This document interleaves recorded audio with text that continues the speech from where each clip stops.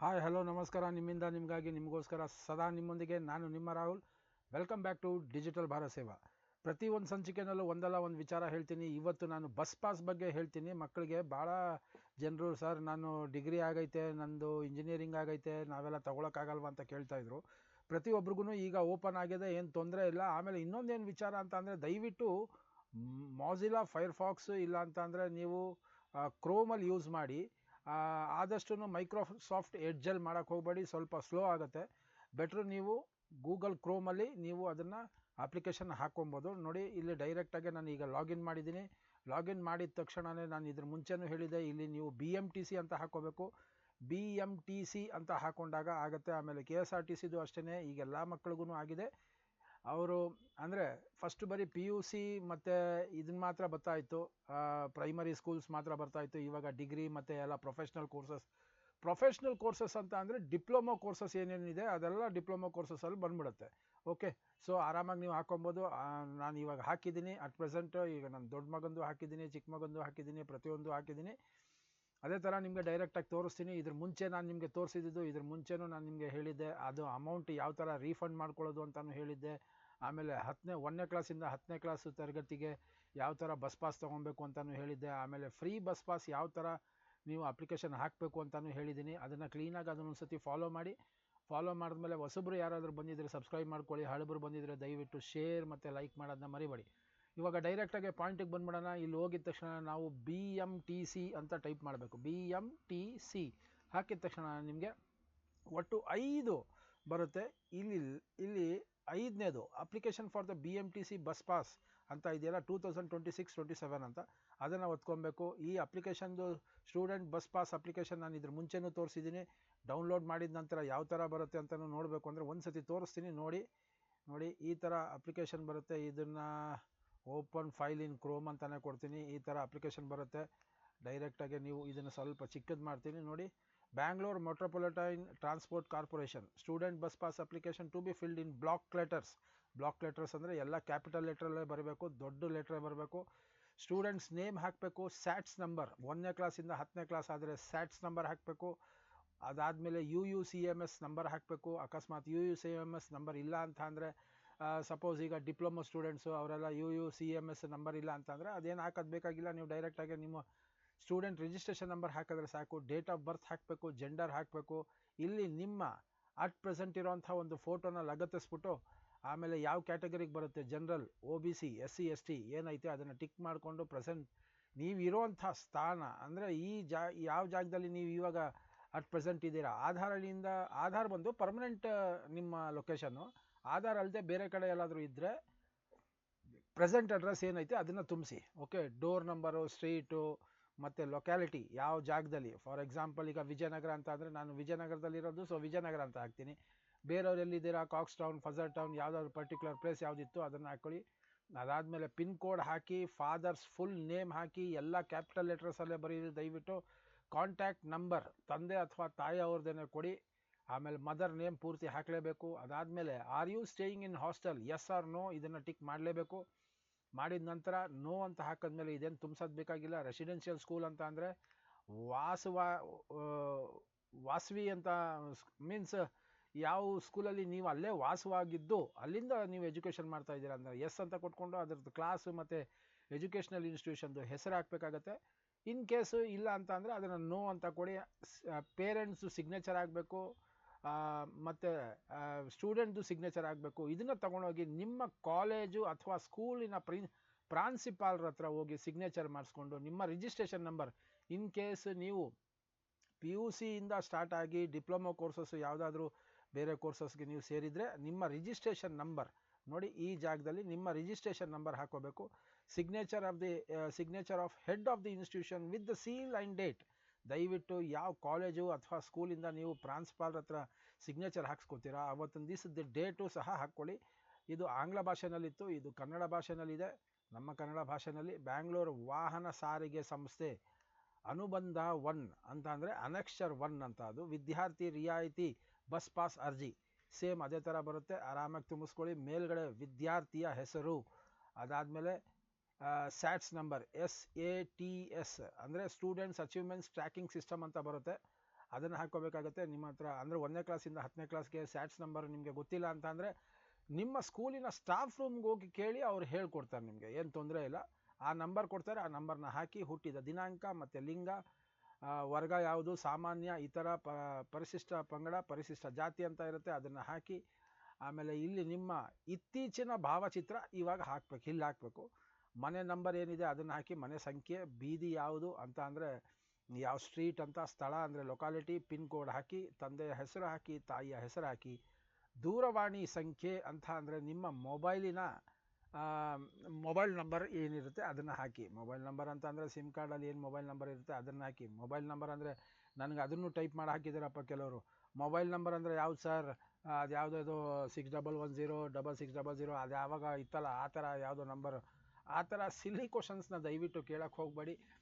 Normal ಆಗಿ ನಿಮ್ಮ mobile number ಅಂದರೆ ನಿಮ್ಮ ಜೊತೆ ಮಾತಾಡಲಿಕ್ಕೆ ಬೇಕಾಗಿರುವಂಥ ಒಂದು ದೂರವಾಣಿ ಸಂಖ್ಯೆ. ಓಕೆ, ನೀವು ವಸತಿ ನಿಲಯದಲ್ಲಿ ಇದ್ದೀರಾ ಇಲ್ವಾ ಅಂತ, ಹೌದು ಇಲ್ಲ ಅಂತ ಇರುತ್ತೆ, ಸೇಮ್ ಅದೇ ಥರ.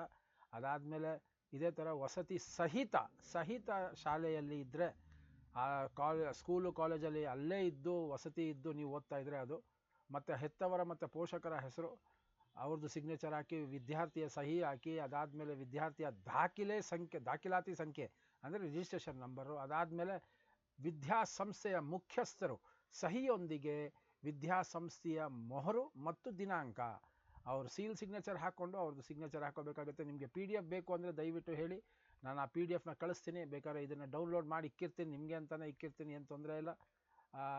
ನಾನು ಡೆಸ್ಕ್ಟಾಪಲ್ಲೇ ಹಾಕಿರ್ತೀನಿ, ಆಯಿತಾ. ಡೆಸ್ಕ್ಟಾಪಲ್ಲೇ ಇಲ್ಲೇ ನಾನು ಸೇವ್ ಮಾಡಿ ಇಕ್ಕಿರ್ತೀನಿ.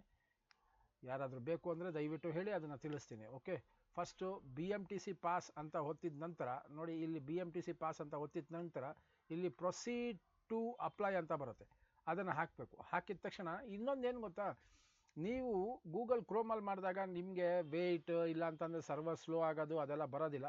ಇದರಲ್ಲಾದರೆ ಕ್ಲೀನಾಗಿ ಆಗುತ್ತೆ. ನೀವು ಮೈಕ್ರೋಸಾಫ್ಟ್ ಎಡ್ಜ್ ಇಲ್ಲ ಅಂತಂದರೆ ಫೈರ್ಫಾಕ್ಸ್ ಮಾಡಿದಾಗ ಕೆಲವು ಟೈಮು ಭಾಳ ಸ್ಟಕ್ ಆಗುತ್ತೆ, ಆಯಿತಾ.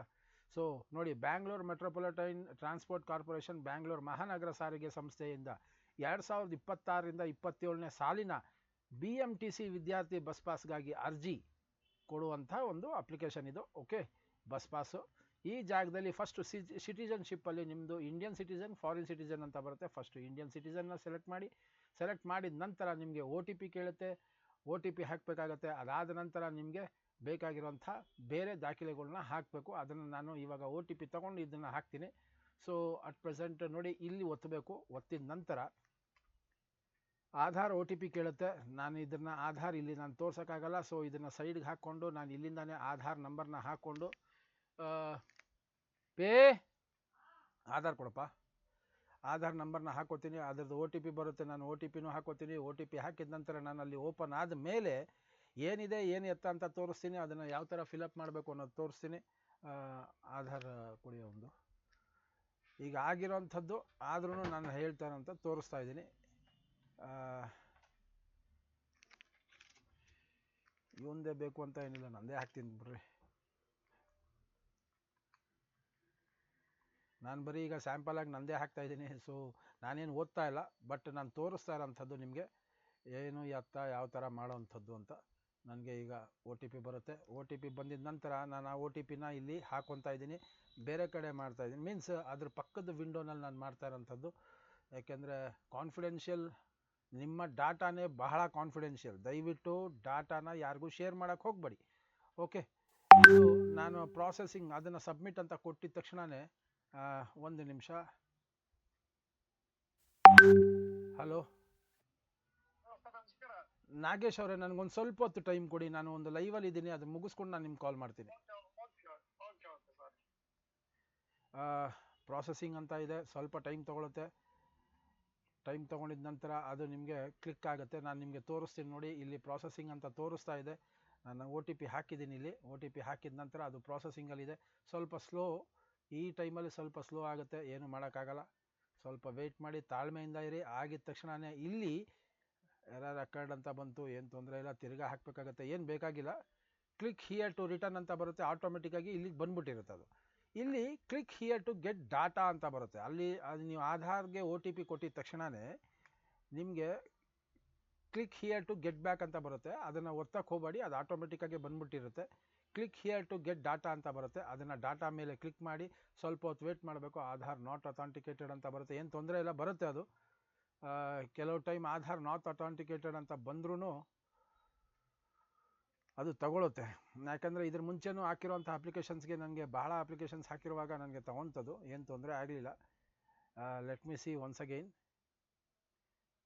ಆಧಾರ್ ನಾಟ್ ಅಥಾಂಟಿಕೇಟೆಡ್ ಅಂತಲೇ ಬರ್ತಾ ಇದೆ. ತಿರ್ಗಾ ಹಾಕಿ ನೋಡ್ತೀನಿ ನಾನು, ತಿರ್ಗಾ ಹಾಕ್ಬಿಟ್ಟು I will try to do that.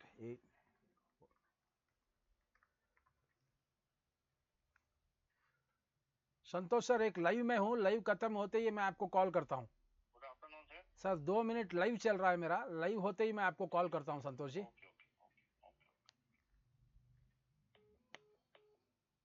Sudden ಆಗಿ ಕಾಲ್ಸ್ಗಳು ಬಂತು, ಏನು ತೊಂದರೆ ಇಲ್ಲ.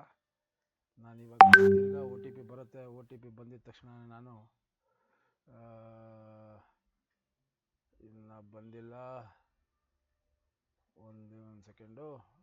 OTP ಬರೋ ಗಂಟ ಸ್ವಲ್ಪ ತಾಳ್ಮೆಯಿಂದ ಇರಿ. OTP ಬಂದ ಮೇಲೆ ದಯವಿಟ್ಟು ಹಾಕಿ, ಅಲ್ಲಿ ಗಂಟ ಏನು ಮಾಡೋಕ್ಕೆ ಹೋಗಬೇಡಿ. OTP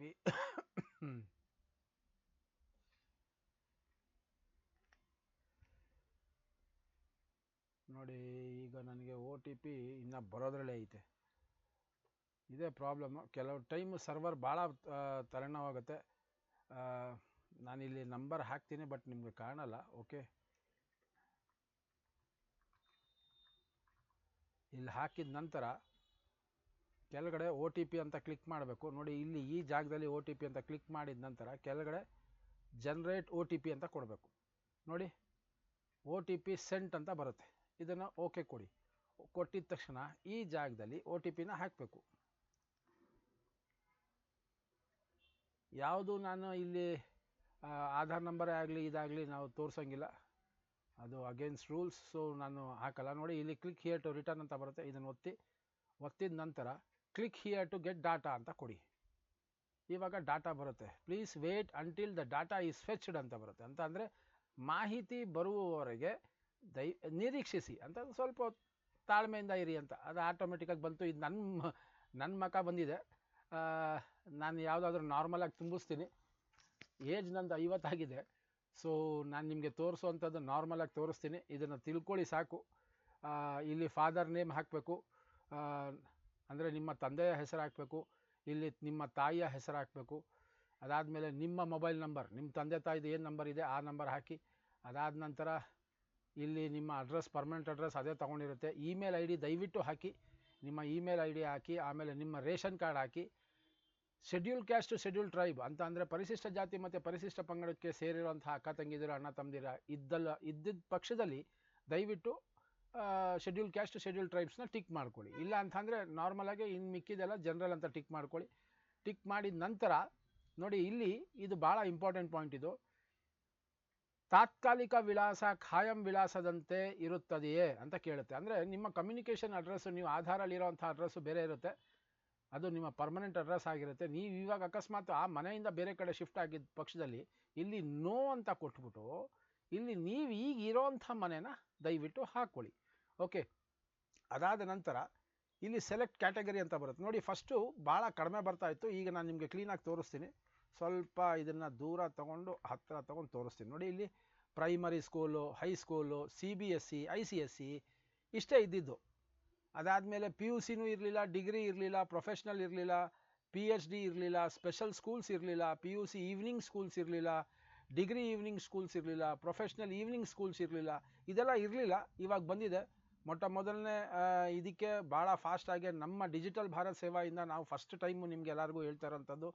ದಯವಿಟ್ಟು ಇದೇ ಥರ ನಿಖರವಾದಂಥ ಮತ್ತು ಪ್ರಖರವಾದಂಥ ವಿಚಾರಗಳು ನಿಮಗೆ ಗೊತ್ತಾಗಬೇಕು ಅಂತ ಅಂದರೆ ಮಿಸ್ ಮಾಡೋಕ್ಕೆ ಹೋಗಬೇಡಿ. ತಿರ್ಗಾ ಹೇಳ್ತೀನಿ, ಡಿಜಿಟಲ್ ಭಾರತ್ ಸೇವಾ ಇದು ನಿಮ್ಮ ಚಾನಲ್. ದಯವಿಟ್ಟು ಸಬ್ಸ್ಕ್ರೈಬ್ ಮಾಡ್ಕೊಳ್ಳಿ. ಹೊಸಬ್ರು ಬಂದಿದ್ದ ಪಕ್ಷದಲ್ಲಿ, ಹಳಬರು ಬಂದಿದ್ದ ಪಕ್ಷದಲ್ಲಿ ಶೇರ್ ಮತ್ತು ಲೈಕ್ ಮಾಡೋದನ್ನ ಮರಿಬೇಡಿ. ಓಕೆ, ಆಮೇಲೆ ಎಲ್ಲರಿಗೂ ಥ್ಯಾಂಕ್ಸ್. 10K ಮೇಲ್ಗಡೆ ಸಬ್ಸ್ಕ್ರೈಬರ್ಸ್ ಆಗಿದ್ದಾರೆ. ಅತಿ ಶೀಘ್ರದಲ್ಲಿ ಅದರದ್ದು ಒಂದು ವಿಡಿಯೋ ಬರುತ್ತೆ, ಅದನ್ನು ನೋಡಿ ಪ್ರೋತ್ಸಾಹ ಕೊಡಿ. ನಿಮ್ಮ ಬೆಂಬಲನೇ ನಮಗೆ ಶಕ್ತಿ. ಓಕೆ, ಇಲ್ಲಿ ಪ್ಲೀಸ್ ಸೆಲೆಕ್ಟ್ ನೋಡಿ, ಸ್ಟೂಡೆಂಟ್ಸ್ ಕ್ಯಾಟಗರಿ ಅಂತ ಇರುತ್ತೆ. ಸ್ಟೂಡೆಂಟ್ಸ್ ಕ್ಯಾಟಗರಿನಲ್ಲಿ ಇಲ್ಲಿ ಪ್ಲೀಸ್ ಸೆಲೆಕ್ಟ್ ಅಂತ ಕೊಡಿ. ನಾನು ಇದನ್ನು ಸ್ವಲ್ಪ ದೂರ ತೊಗೊಂಡೋಗಿ ಹೇಳ್ತೀನಿ. ಸ್ಟೂಡೆಂಟ್ಸ್ ಕ್ಯಾಟಗರಿ, ವಿದ್ಯಾರ್ಥಿಯ ವರ್ಗ, ಏನು ಓದ್ತಾ ಇದ್ದಾರೆ, ಕೋರ್ಸ್ ಕ್ಯಾಟಗರಿ ಅಂತ ಇರ್ತದೆ. ಆ ಜಾಗದಲ್ಲಿ ಕೋರ್ಸ್ನ ನೀವು ಸೆಲೆಕ್ಟ್ ಮಾಡಬೇಕು. ಈಗ ಸಪೋಸ್ ನಾನು ಡಿಗ್ರಿ ಓದ್ತಾ ಇದ್ದೀನಿ, ಇಲ್ಲ ಪ್ರೊಫೆಷ್ನಲ್ ಡಿಗ್ರಿ ಓದ್ತಾ ಇದ್ದರೆ ನೀವು ಡಿಗ್ರಿ ಸ್ಟೂಡೆಂಟಲ್ಲೇ ನಿಮಗೆ UUCMS ಇದೆಯಾ ಅಂತ ಕೇಳುತ್ತೆ, ಇಲ್ಲ ಅಂತ ಕೊಡಿ. ಅದಾದಮೇಲೆ ನಿಮ್ಮ ರಿಜಿಸ್ಟ್ರೇಷನ್ ನಂಬರ್ ಹಾಕಬೇಕು. ನೋಡಿ ಇದನ್ನು ನಾನು ಡಿಗ್ರಿ ಅಂತ ಹಾಕಿದ್ದೀನಿ ನಾರ್ಮಲಾಗೆ. ನಾನು ಬೇರೆನೂ ತೋರಿಸ್ತೀನಿ, ಒಂದು ಎಕ್ಸಾಂಪಲ್ ತೋರಿಸ್ತೀನಿ ನಿಮಗೆ. ಡಿಗ್ರಿ ಅಂತ ಹಾಕ್ಕೊಂಡಿದ್ದೀನಿ. ಆಮೇಲೆ ಪ್ರೊಫೆಷ್ನಲ್ ಕೋರ್ಸಸ್ಸು ಅದನ್ನು ತೋರಿಸ್ತೀನಿ ನಾನು. ಇಂಜಿನಿಯರಿಂಗ್ ಎಲ್ಲ ಬರುತ್ತೆ ಅದರಲ್ಲಿ. ಸೊ ಡಿಗ್ರಿ ಅಂತ ಹಾಕೊಂಡ್ಮೇಲೆ ನಾನಿಲ್ಲಿ ನೋ ಅಂತ ಕೊಟ್ಟೆ. ಯಾರಿಗೆ UUCMS ಐತೆ ಆ ID ಇದ್ದರೆ ಎಸ್ ಅಂತ ಕೊಟ್ಟಾಗ ನಿಮಗೆ ಎಲ್ಲ ಇಲ್ಲೇ ಬಂದ್ಬಿಡುತ್ತೆ. ಇದೆಲ್ಲ ಚೇಂಜ್ ಆಗುತ್ತೆ ಅವಾಗ. UUCMS ID ಹಾಕಬೇಕಾಗತ್ತೆ, ಸ್ಟೂಡೆಂಟ್ಸ್ ನೇಮು, ಇನ್ಸ್ಟಿಟ್ಯೂಷನ್ ಅಡ್ರೆಸ್ಸು, ಮತ್ತು ಕೋರ್ಸ್ ಏನು, ಕೋರ್ಸ್ ಇಯರ್ ಏನು ಅದನ್ನೇ ಹಾಕಬೇಕಾಗತ್ತೆ. ನೋ ಅಂತ ಕೊಟ್ಟಾಗ ಇದು ಚೇಂಜ್ ಆಗುತ್ತೆ. ಅದು ಗ್ಯಾಪ್ನ ಇರಲಿ. ನೋಡಿ ಇದು ನೋ ಅಂತ ಕೊಟ್ಟಿದ ತಕ್ಷಣ ಇದು ಚೇಂಜ್ ಆಗುತ್ತೆ. ತಿರ್ಗಾ ತೋರಿಸ್ತೀನಿ ನೋಡಿ. ಇಲ್ಲಿ ಡೈರೆಕ್ಟಾಗಿ UUCMS ID ಅಂತ ಬರುತ್ತೆ. ಎಸ್ ಅಂತ ಕೊಟ್ಟರೆ, ನಾನು ನೋ ಅಂತ ಕೊಟ್ಟರೆ ಇಲ್ಲಿ ಡೈರೆಕ್ಟಾಗಿ ರಿಜಿಸ್ಟ್ರೇಷನ್ ನಂಬರ್ ಬರುತ್ತೆ. ಸೊ ಯಾವುದೋ ಒಂದು ರಿಜಿಸ್ಟ್ರೇಷನ್ ನಂಬರ್ ಹಾಕ್ತೀನಿ. ನಾರ್ಮಲಾಗಿ ಯಾವುದೋ ಒಂದು ನಂಬರ್ ಹಾಕ್ತೀನಿ. ಆ ನಂಬರ್ ಸುಮ್ಮನೆ ಹಾಕ್ತಾ ಇರೋಂಥದ್ದು. ಇದು ನಂದು ಯಾವುದು ರಿಜಿಸ್ಟ್ರೇಷನ್ ನಂಬರ್ ಅಲ್ಲ. ಇದು ಸ್ಟೂಡೆಂಟ್ಸ್ ನೇಮ್, ನನ್ನ ಹೆಸರು ಹಾಕಬೇಕು. ಅಂದರೆ ನೀವು ಯಾರು ಅಪ್ಲಿಕೇಶನ್ ಹಾಕ್ತಾ ಇದ್ದೀರಾ ಅದು. ಇಲ್ಲಿ ನೋಡಿ ಕೋರ್ಸ್, ಇಲ್ಲಿಂದ ಇಲ್ಲಿ ಗಂಟ ನಿಮಗೆ ಎಲ್ಲ ಕೋರ್ಸ್ಗಳು ಬಂತು. ಡಿಗ್ರಿನಲ್ಲಿ ಇರೋಂಥ ಎಲ್ಲ ಕಾಲೇಜಸ್ಸು ಬರುತ್ತೆ. ನೀವು ಹುಡುಕಬೇಕು ಅಂತ ಅಂದರೆ ಆ ಪರ್ಟಿಕ್ಯುಲರ್, ಈಗ ಬ್ಯಾಂಗ್ಳೂರು ಯೂನಿವರ್ಸಿಟಿ ಅಂತ ಬಂತು, ಬ್ಯಾಂಗ್ಳೂರು ಡಿಗ್ರಿ ಕಾಲೇಜ್ ಅಂತ ಬಂತು. ನೋಡಿ ಎಲ್ಲ ಇಲ್ಲೇ ಇದೆ. ಪ್ರತಿಯೊಂದೂ ನೀವು ಯಾವುದು ಬೇಕು, BBMP ಕಾಲೇಜು, ಪ್ರತಿಯೊಂದು ಕಾಲೇಜು ಬರುತ್ತೆ. ಸಪೋಸ್ ಯಾವುದೋ ಒಂದು ದಯಾನಂದ್ ಸಾಗರ್ ಅಂತ ಅಂದ್ಕೊಳ್ಳಿ. ನಾನು ಹುಡ್ಕೋಕ್ಕಾಗ್ತಾ ಇಲ್ಲ. ಈಗ ಇಲ್ಲಿ ಹಿಂಗೆ ಒತ್ತಿದಾಗ ಎಲ್ಲೋ ಕೆಳಗಡೆ ಇದೆ, ಅದನ್ನು ಹುಡ್ಕೋ ಅಷ್ಟೊತ್ತಿಗೆ ಕಷ್ಟ ಆಗುತ್ತೆ ಅಂತ ಅಂದರೆ ದಯಾನಂದ್ ಸಾಗರ್ ಅಂತ ಅಂದರೆ ಡೈರೆಕ್ಟಾಗಿ ಡಿ ಅಂತ ಒತ್ತಿ ನೋಡಿ, ಇಲ್ಲಿಂದಾನೇ ಬಂದ್ಬಿಡುತ್ತೆ. Dayanand Sagar university school of basic and applied sciences, ಈ ಥರ ಎಲ್ಲ ದಯಾನಂದ್ ಬಂದ್ಬಿಡುತ್ತೆ. ಇನ್ನು ಯಾವುದಾದ್ರೂ ಬೇರೆ ಕಾಲೇಜು, ಯಾವುದಾದ್ರೂ ಕೆ ಅಂತ ಓದಿದಾಗ ಕೆಯಿಂದ ಯಾವುದೈತೆ ಅದು ಬರುತ್ತೆ, ಆ ಥರ. ಸೊ ಕರ್ನಾಟಕ ಕಾಲೇಜ್ ಇದು ಯಾವುದೋ ಒಂದು ಫಸ್ಟ್ ಗ್ರೇಡ್ ಕಾಲೇಜ್, ಇದು ಯಾವುದೋ ಒಂದು ಹಾಕಿದೆ ನಾನು, ಕಾರುಣ್ಯ ಫಸ್ಟ್ ಗ್ರೇಡ್ ಕಾಲೇಜ್ ಅಂತ ಹಾಕಿದೆ. ಏನು ಕೋರ್ಸ್ ತೊಗೊಳ್ತಾ ಇದ್ದೀವಿ ನೋಡಿ, ಇಲ್ಲಿ ಎಲ್ಲ ಕೋರ್ಸಸ್ಸು ಬಂದ್ಬಿಡುತ್ತೆ. ಡಿಗ್ರಿಗೆ ಸಂಬಂಧಪಟ್ಟಂಥ ಎಲ್ಲ ಕೋರ್ಸಸ್ಸು ಇಲ್ಲೇ ನಿಮಗೆ ಬಂದ್ಬಿಡುತ್ತೆ. ಫಾರ್ ಎಕ್ಸಾಂಪಲ್ ನೋಡಿ, BCom, BSc, BA, bachelor of musics, BBA, BBS, BCA, bachelor of computer applications, BFA ಅಂತ ಅಂದರೆ ಬ್ಯಾಚುಲರ್ ಆಫ್ ಫಿಲಮ್ ಅಡ್ಮಿನಿಸ್ಟ್ರೇಷನ್ ಅಂತಲೇ ಇರ್ಬೋದು, BFC, ಅದೆಲ್ಲ ನಾರ್ಮಲಾಗೆ ಪ್ರತಿಯೊಂದು ಬರುತ್ತೆ. MCom, MSc, MA, MSW ಈ ಥರ. ಈಗ ನೀವು ಪ್ರೊಫೆಷ್ನಲ್ ಕೋರ್ಸಸ್ ಕೇಳ್ತೀರಾ ಅಂದ್ಕೊಳ್ಳಿ. ನಾನು ಇಲ್ಲಿ ಯಾವುದನ್ನು ಹಾಕಿಲ್ಲ, ಅದು ಅಡ್ರೆಸ್ ಆಟೋಮೆಟಿಕ್ಕಾಗಿ ತೊಗೊಂಡಿದೆ. ನಾನು ಅಕಸ್ಮಾತ್ ಇಲ್ಲಿ ಚೇಂಜ್ ಮಾಡ್ತೀನಿ, ಪ್ರೊಫೆಷ್ನಲ್ಸ್ ಅಂತ ಹಾಕೋತೀನಿ. ಪ್ರೊಫೆಷ್ನಲ್ ಅಂತ ಹಾಕಿದ ತಕ್ಷಣ ಇದು ಚೇಂಜ್ ಆಗುತ್ತೆ. ತಿರ್ಗಾ ಇನ್ಸ್ಟಿಟ್ಯೂಷನ್ ಇವಾಗ ಬರುತ್ತೆ ನೋಡಿ. ಪ್ರೊಫೆಷ್ನಲ್ ನೀವು ಏನು ತೊಗೊಂಡಿದ್ದೀರಾ, ಏನು ಎತ್ತ ಎಲ್ಲ ಇಲ್ಲೇ ಬಂದ್ಬಿಡುತ್ತೆ. ಕಾಲೇಜ್ ಆಫ್ ನರ್ಸಿಂಗು ಪ್ರತಿಯೊಂದು ಇದರಲ್ಲೇ ಬಂದ್ಬಿಡುತ್ತೆ ಕ್ಲೀನಾಗೆ. ಫಾರ್ ಎಕ್ಸಾಂಪಲ್ ನಾನು ಇವಾಗ ಡಿಪಾರ್ಟ್ಮೆಂಟ್ ಆಫ್ ಮೆಡಿಕಲ್, ಈಗ ನಾನು ಅದನ್ನು ತೋರಿಸ್ತೀನಿ ತಾಳಿ. ಒಂದು GTTCದೆ ತೋರಿಸ್ತೀನಿ ನಾನು. G ಅಂತ ಹಾಕಿದೆ, ನಾನು ಜಸ್ಟ್ G ಅಂತ ಹಾಕಿದೆ ನೋಡಿ. ಇಲ್ಲಿ ಎಲ್ಲಿ ಬಂತು, GT, ಡೈರೆಕ್ಟಾಗಿ GT ಅಂತ ಹಾಕಿದೆ. GTTC ಬಂತು. ನಾನು ಡಿಪ್ಲೊಮಾ ಹಾಕಬೇಕಾಗುತ್ತೆ, ಪ್ರೊಫೆಷ್ನಲಲ್ಲಿ ಬರಲ್ಲ ಅದು, ಸಾರಿ. ಓಕೆ, ಸೊ ಪ್ರೊಫೆಷ್ನಲಲ್ಲಿ ಬರಲ್ಲ ಅದು. ಲಾ ಕಾಲೇಜು, ಎಲ್ಲ ಕಾಲೇಜಸ್ಸು ಇದೆ, ಆರಾಮಾಗಿ ಕ್ಲೀನಾಗಿ ನೋಡ್ಕೊಳ್ಳಿ. ಓಕೆ, ಇಲ್ಲಿ ಪ್ರೊಫೆಷ್ನಲಲ್ಲಿ. ಆಮೇಲೆ PhD courses, special schools, PUC, degree, evening college ಇದೆಲ್ಲ ಐತೆ. ಪ್ರೊಫೆಷ್ನಲ್ ಈವ್ನಿಂಗ್ ಕಾಲೇಜಸಲ್ಲೂ ನಿಮಗೆ ಬೇರೆ ಇದೆ. ಈವ್ನಿಂಗ್ ಕಾಲೇಜಸಲ್ಲಿ ಇವಾಗ ನಾನು ನಿಮಗೆ ಅಟ್ ಪ್ರೆಸೆಂಟ್ ನಾನು ಪ್ರೊಫೆಷ್ನಲಲ್ಲೇ GTTCದು ತೋರಿಸ್ತೀನಿ. ಪ್ರೊಫೆಷ್ನಲ್ಗೆ ಅಂತ ಹೋದ ನಂತರ ಇಲ್ಲಿ ಇನ್ಸ್ಟಿಟ್ಯೂಷನ್ ನೇಮ್ ಅಂತ ಬರುತ್ತೆ,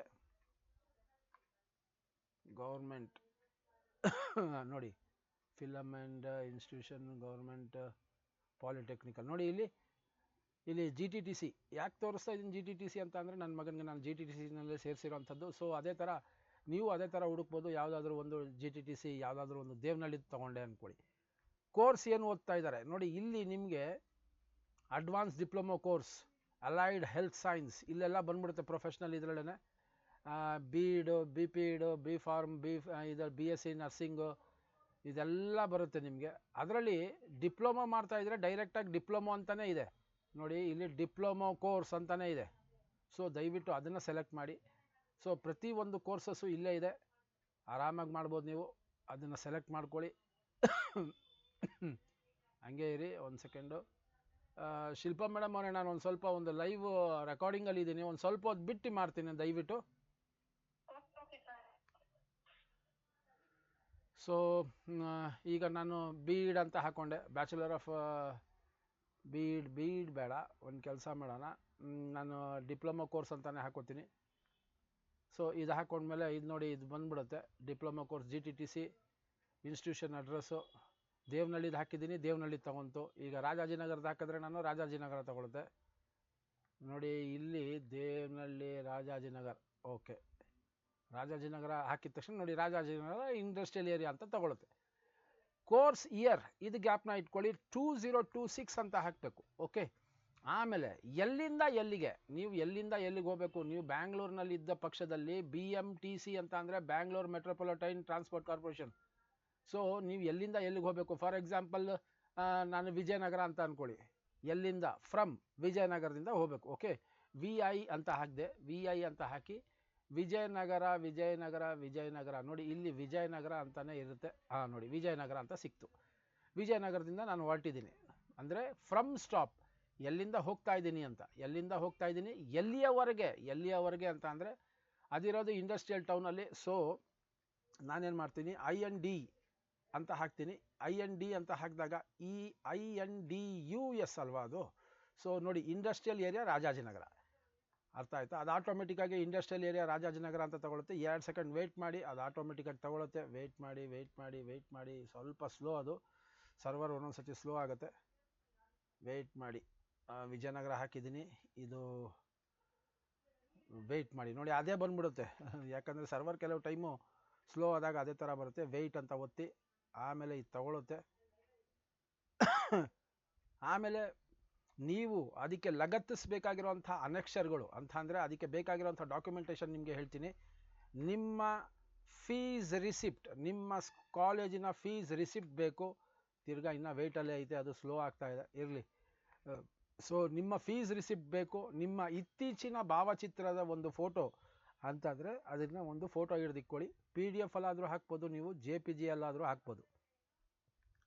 ಅದಾದ ನಂತರ ಇದು ಯಾಕೆ ಇಷ್ಟೊಂದು ಸತಿ ವೆಯ್ಟ್ ಅಂತ ಬರ್ತಾ ಇದೆ, ಭಾಳ ಸ್ಲೋ ಆಗ್ತಾ ಇದೆ, ಇರಲಿ, ಏನು ತೊಂದರೆ ಇಲ್ಲ. ನಾನು ಬೇರೆ ಎಲ್ಲ ತುಂಬಿಸಿಲ್ಲ, ಅಟ್ ಪ್ರೆಸೆಂಟ್ ನಾನು ಈ ಥರ ಹಾಕ್ಕೊಂಡಿದ್ದೀನಿ.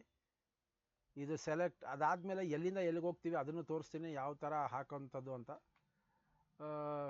ನಿಮ್ಮ ಇತ್ತೀಚಿನ ಭಾವಚಿತ್ರ ಒಂದು, ಆಮೇಲೆ ನಿಮ್ಮ ಫೀಸ್ ರಿಸಿಪ್ಟ್ ಒಂದು, ಆಮೇಲೆ ನೀವು ಅಪ್ಲಿಕೇಶನ್ ತುಂಬಿಸಿರ್ತೀರಲ್ಲ, ಹೋಗಿ ಕಾಲೇಜಿಂದ ಸಿಗ್ನೇಚರ್ ಸೀಲ್ ಮಾಡಿಸ್ಕೊಂಡು ಬಂದಿರ್ತೀರಲ್ಲ, ಅದನ್ನು ತುಂಬಿಸ್ಬೇಕು. ಇದು 2 ಸ್ಟಾಪ್ ಬರೋದಕ್ಕೆ ಸ್ವಲ್ಪ ಸ್ಲೋ ಆಗ್ತಾ ಇದೆ, ಇರಲಿ. ಈಗ ವಿಜಯನಗರ ಅಂತ ಹಾಕಿದ್ದೀನಿ. ಈಗ ವಿಜಯನಗರ ಅಂತ ಅಂದರೆ ಎಲ್ಲಿ, ನಾನು ವಿಜಯನಗರ ಮೆಟ್ರೋ ಸ್ಟೇಷನ್ ಅಂತ ಹಾಕೋತೀನಿ. ಇಲ್ಲಿ ಸೇಮ್ ಅದೇ ಥರನೇ ವಿಜಯನಗರ. ಇದು ಇನ್ನೊಂದೇನು, ತಿರ್ಗಾ ವಿಜಯನಗರ ಅಂತಲೇ ಸೆಲೆಕ್ಟ್ ಮಾಡಿ, ಇಲ್ಲಿ ವಿಜಯನಗರ ಮೆಟ್ರೋ ಸ್ಟೇಷನ್ ಅಂತ ಹಾಕ್ಕೊಳ್ಳಿ. ಪಾಸ್ ವ್ಯಾಲಿಡಿಟಿ ಅದು ಆಟೋಮೆಟಿಕ್ಕಾಗಿ ಬರುತ್ತೆ, ಯಾವುದೇ ಅಮೌಂಟ್ ಕಟ್ಟಂಗಿಲ್ಲ. ಇದಕ್ಕೆ ಮಿನಿಮಮ್ ಅಂದರೆ 5 to 7 ಡೇಸಲ್ಲೆಲ್ಲ ಆಗೋಗುತ್ತೆ ನಿಮಗೆ. ಓಕೆ, ಸ್ವಲ್ಪ ಸ್ಲೋ ಆಗ್ತಾ ಇದೆ, ಏನು ತೊಂದರೆ ಇಲ್ಲ, ಆಗುತ್ತೆ. ಇಲ್ಲಿ ಅಗ್ರಿ ಅಂತ ಕೊಡಿ. ಇದನ್ನು ಸ್ವಲ್ಪ ದೊಡ್ಡದು ಮಾಡಿ ತೋರಿಸ್ತೀನಿ. ಇಲ್ಲಿ ನೋಡಿ ಅಗ್ರಿ ಅಂತ ಕೊಡಬೇಕು. ಅಗ್ರಿ ಅಂತ ಕೊಟ್ಟಿದ ನಂತರ ಈ ಕ್ಯಾಪ್ಚಾ ಏನಿದೆ ಇದನ್ನು ಒಂದು ಸತಿ ರಿಫ್ರೆಶ್ ಮಾಡಿ, ಡೈರೆಕ್ಟಾಗಿ ಅದನ್ನೇ ಹಾಕ್ಕೊಳಕ್ಕೆ ಹೋಗಬೇಡಿ.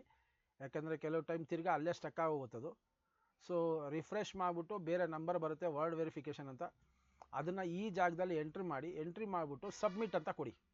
ಸಬ್ಮಿಟ್ ಅಂತ ಕೊಟ್ಟಿದ ತಕ್ಷಣ ನಿಮಗೆ ಇನ್ನೊಂದು ಅನೆಕ್ಷರ್ ಓಪನ್ ಆಗುತ್ತೆ. ಆ ಜಾಗದಲ್ಲಿ ನಿಮಗೆ 3 ಕಾಲಮ್ ಬರುತ್ತೆ ಮೇಲ್ಗಡೆ. ಮೊದಲನೇದು ನಿಮ್ಮ ಅಪ್ಲಿಕೇಶನ್, ನೀವು ಪ್ರಿನ್ಸಿಪಾಲ್ರ ಹತ್ರ ಸೀಲ್ ಸಿಗ್ನೇಚರ್ ಹಾಕ್ಸ್ಕೊಂಡ್ಬಂದಿರ್ತೀರಲ್ಲ, ಆ ಒಂದು ಅಪ್ಲಿಕೇಶನ್ನ ನೀವು ಅಲ್ಲಿಗೆ ಲಗತ್ತಿಸ್ಬೇಕು. PDF ಅಲ್ಲಾದರೂ ಹಾಕೋಬೋದು, ಇಲ್ಲಾಂತಂದರೆ JPGನಲ್ಲಾದರೂ ಹಾಕೋಬೋದು. ದಯವಿಟ್ಟು ಸೇಮ್ ಎಲ್ಲ ಕಡೆ ಹಾಕಕ್ಕೆ ಹೋಗಬೇಡಿ.